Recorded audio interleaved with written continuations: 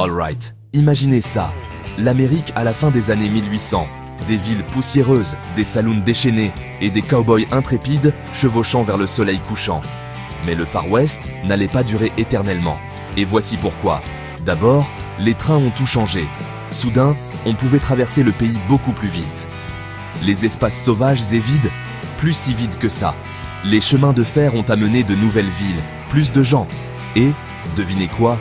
Une vraie loi et l'ordre. Les cow-boys n'étaient plus des hors-la-loi. Ils sont devenus des ouvriers agricoles ou ont déménagé vers les villes pour de nouveaux emplois. Ensuite, il y a eu le gouvernement. Ils ont mis des clôtures, littéralement, avec quelque chose appelé du fil de fer barbelé. Ça voulait dire plus de transhumance de bétail sauvage à travers les terres ouvertes. Adieu, la liberté totale des cow-boys.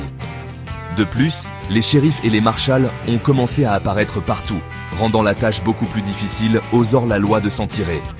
Au début des années 1900, même les célèbres hors-la-loi comme Billy the Kid et Jesse James étaient soit capturés, soit disparus. La vieille vie de cow-boy s'est transformée en histoire, en film et en légende. Alors, comment l'Amérique est-elle devenue plus moderne et prospère? De nouvelles industries ont surgi. Les villes ont grandi rapidement. Les gens ont poursuivi de nouveaux rêves, des usines, des entreprises, des inventions. Le Far West s'est estompé et l'Amérique est devenue la terre d'opportunités dont on parle aujourd'hui. Et c'est ainsi que l'ère des cow-boys s'est terminée, changeant la donne pour toujours. La prochaine fois que vous entendrez une chanson country ou que vous regarderez un western, rappelez-vous, tout a commencé avec un train, une clôture et beaucoup de changements. On se voit dans la prochaine vidéo.